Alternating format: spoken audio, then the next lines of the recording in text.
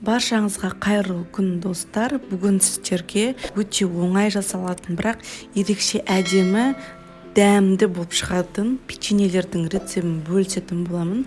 Өте жұмсақ, керемет болып шығады. Видеоны соңына дейін қараңыздар. Бізге қажет ингредиенттер: ұн, қант, сұйық май, ас содасы және айран қажет болады. Енді айранның үстіне ас содасын салып, жақсылап араластыратын боламыз.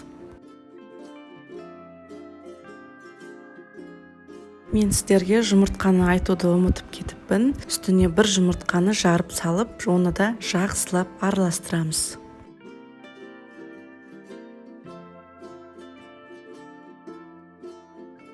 Енді үстіне күнделікті тамаққа қолданып жүрген сұйық майымызды құятын боламыз.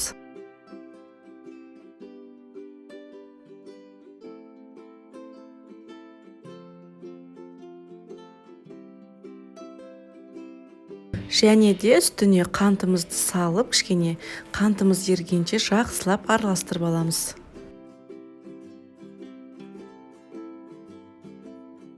Барлығын жақсылап араластырып болғаннан кейін, енді ұнымызды салатын боламыз. Ұнды осылай 2-ге 3-ге бөліп салып, жұмсақ қамыр илеп бастаймыз.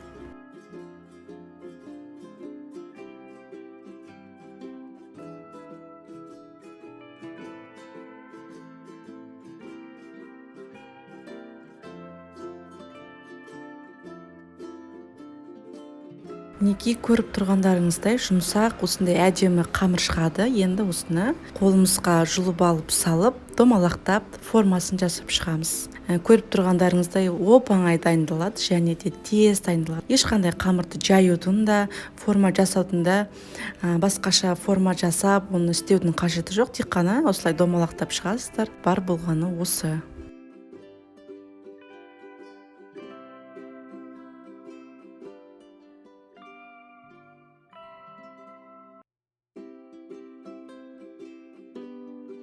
Мінекей, формамызды жасап шықтық. Енді жұмыртқаның сарысын бөліп аламыз да, ағынан ажыратып, сарысын өзін жағып шығатын боламыз.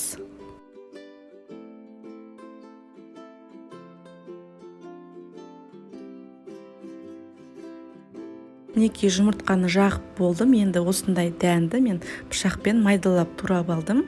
Содан кейін барып, үстіне осылай әдемілеп сеуіп шықтым. Бұны сеуіп болғаннан кейін үстіне қантты ортасына сеуіп шығатын боламыз.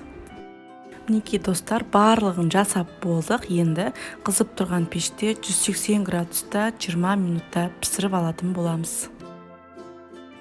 Мінекей достар, печеньеміз де дайын болды. Өте тез арада дайын болды. Өте жұмсақ болды. Ең басты жұмсақтық қой, негізі печеньенің маңыздылығы жұмсақ және әдемі болып шықты.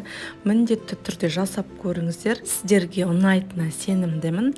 Егер де видеоның соңына дейін қарап көргендеріңіз болса, маған лайк басып, комментария жазып, қолдауды ұмытпаңыз, және де тіркелуді ұмытпаңыздар. Алда әлі көп күшті рецепттер шығаратын боламын. Сіздермен болған Гүлайым.